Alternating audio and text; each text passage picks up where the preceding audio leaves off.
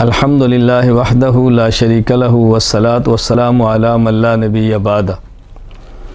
بھول کر کھانے پینے سے روزہ نہیں ٹوٹتا، ایک سے زائد بار بھی بھول کر کھا لیا یا پی لیا تو روزہ نہیں ٹوٹے گا۔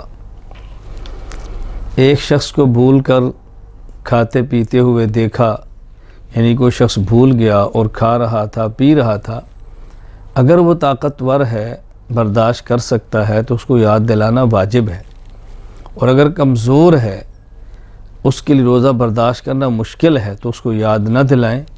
وہ بھول کر کھا رہا ہے، بھول کر پی رہا ہے، اس کو کھانے اور پینے دیں۔ تھوک نگلنے سے روزہ نہیں ٹوٹتا، تھوک کم ہو یا تھوک زیادہ ہو، یعنی ایک ہے باہر گرے تھوک کو چاٹنا، نہ تھوک منہ کے اندر ہے، اندر ہی واپس چلا جائے، یہ ہے تھوک کو نگلنا۔ تو چاٹنے سے تو ٹوٹ جائے گا، کوئی شخص چاٹتا نہیں ہے، لیکن خدا نخواستہ کوئی ایسا کر لے، ہاں البتہ تھوک کو نگلنے سے روزہ نہیں ٹوٹتا، تھوک کم ہو یا زیادہ۔ اگر پان کھا کر خوب کلی غرغرہ کر کے منہ کو صاف کر لیا، لیکن تھوک میں سرخی باقی ہے اور تھوک نگلا اور سرخی ساتھ گئی تو اس سے روزہ نہیں ٹوٹتا۔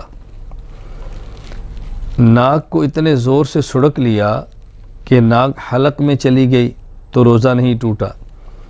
اسی طرح منہ کی رال ہے، سڑک کر نگل گیا، اس سے بھی روزہ نہیں ٹوٹتا۔ اگر منہ میں خون ہے کسی وجہ سے اور تھوک بھی ہے، خون اور تھوک ملے ہیں، لیکن خون کم ہے اور تھوک زیادہ ہے، اس کو نگل لیا تو روزہ نہیں ٹوٹا۔ خون زیادہ ہے، تھوک کم ہے، نگل لیا، اب روزہ ٹوٹے گا۔ اگر زبان سے کوئی چیز چکھ لی اور باہر تھوک دی تو اس سے روزہ نہیں ٹوٹتا، لیکن بلا وجہ ایسا کرنا مکروہ ہے۔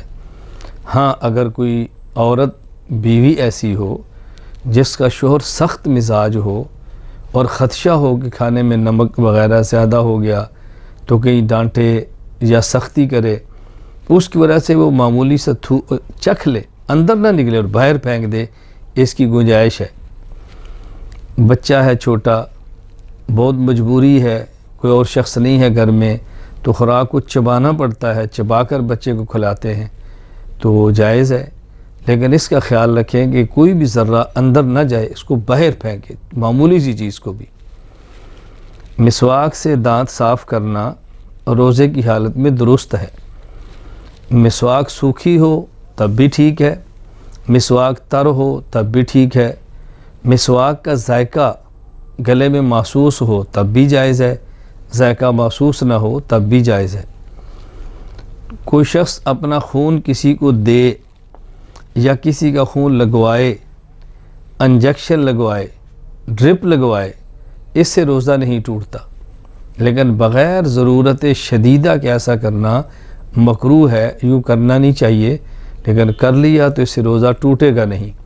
وآخر دعوانا ان الحمدللہ رب العالمین۔